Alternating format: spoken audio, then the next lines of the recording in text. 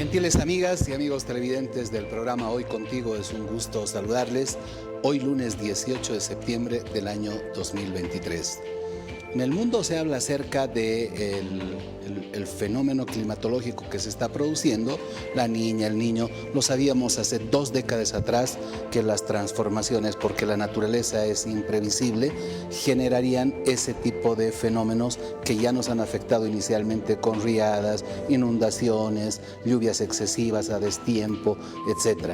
Hoy el mundo se queja, se atormenta, se aflige por la ola de sequías que registran algunas regiones, y nuestro país no es la excepción. Vamos a recordar las palabras de un tristemente célebre expresidente de Bolivia, me refiero a Álvaro García Linera, quien en el tiempo de la sequía en nuestro país daba cuenta de que, y decía lo siguiente: vamos a hacer cientos, miles de represas para que nunca más nos falte agua ni en La Paz ni en Bolivia, ¿no? El político es así, mucho más el populista, un farsante, mentiroso, un hablador, un expositor de palabras que nunca las llega a cumplir. Hoy estamos en los albores de un nuevo tiempo de sequía que castiga ya a determinadas regiones del altiplano boliviano. Es muy simple, es elemental. Si en el otro lado del mundo, en Europa, en Asia, se están registrando ahora inundaciones, tormentas y lluvias, el ser humano ha evolucionado, pero no lo suficiente. Cuando ya teníamos noticias, porque la ciencia sí lo emitía, de que se iban a producir sequías en algunas regiones, la mente inteligente del ser humano y sus gobernantes debiera hacer lo que este hombre, vicepresidente, propuso en algún momento: la generación, la construcción de represas y grandes acumuladores de caudales de agua en la época de lluvia. Hoy no estaríamos soportando el temor que ya se vive inclusive en nuestra ciudad. Y para esto no hay nada más adecuado que las autoridades como de las alcaldías de nuestro país tienen mecanismos normativos que instruyen a las personas que construyen, debieran obligarles a tener depósitos subterráneos de agua que en tiempo de lluvia vamos a recolectar a través de nuestros tejados, techos, en fin, y posteriormente darle utilidad para el uso cotidiano. Esa recolección de importantes volúmenes de agua en época de lluvias evitaría que hoy se genere la aflicción que está viviendo nuestra población. Acá en la ciudad de La Paz, mucho más en otras regiones del país, Sucre, Potosí, etc. Quería remarcar esto simplemente para poner en el lugar que corresponde a esa gente que gobierna no solo nuestro país, muchos otros países, que no hacen nada más que obras de utilería, obras para quedar bien con quien va a votar por ellas, por ellos, y posteriormente se dedican, ¿no?, a acumular dinero personal que lo disfrutan después de que dejan el poder. Lo hemos visto con muchos gobernantes que hoy son grandes magnates de la economía y dicen ser inversores, ¿no?, que el esfuerzo de muchos años de trabajo lo están invirtiendo y son tan genios que tienen la capacidad de volverse prósperos y ricos.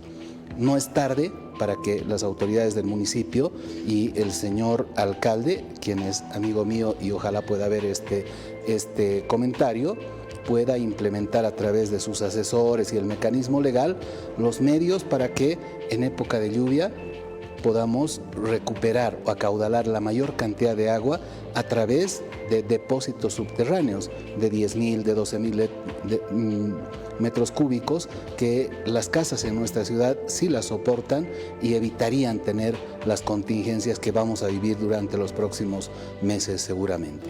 Hay algo que la gente también me pregunta por algo que hago por muchos años: adivinación, vaticinio, y me dicen si es cierto que va a haber 3 días y 3 noches de penumbra absoluta por un fenómeno que se va a producir en el astro Sol. No, esto no va a suceder, esto no va a pasar. Sigo sin comprender por qué existen personas, desde luego que deben padecer algún problema de carácter psiquiátrico y mental, que asustan y atemorizan. 3 días, 3 noches de penumbra en el mundo, vamos a estar desconectados de todo lo que es electrónico, ¿no? Hace pocos días en la UNAM, una prestigiosa universidad de México, se ha presentado a 2 cuerpos de supuestos extraterrestres y gran parte del mundo se conmueve porque imagina que esto es cierto. Pues la verdad es que es una falsedad absoluta y yo no entiendo cómo autoridades cientistas pueden admitir que la UNAM caiga en ridículo, y esto en cuestión de días se va a develar, se va a conocer cuál es la realidad, ¿no?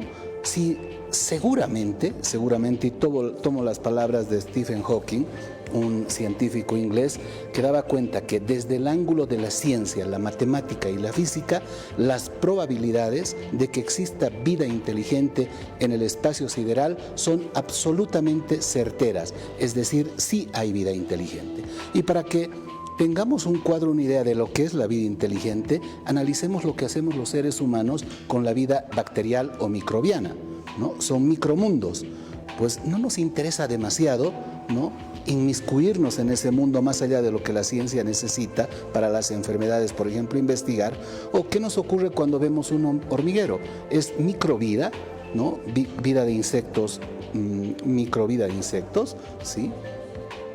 Que el ser humano las observa y no le interesa para nada. Nuestra vida prosigue porque el tipo de vida como seres humanos nos induce a tener otros intereses mucho mayores. Lo mismo pasa con la vida inteligente. Sí podemos ver platos voladores, etcétera, y seguramente hemos sido objeto de estudio de vidas mucho más inteligentes, pero de ahí a considerar que estos 2 cuerpos sean reales y se conviertan en el eslabón perdido de la ciencia, etcétera, no, de ninguna manera.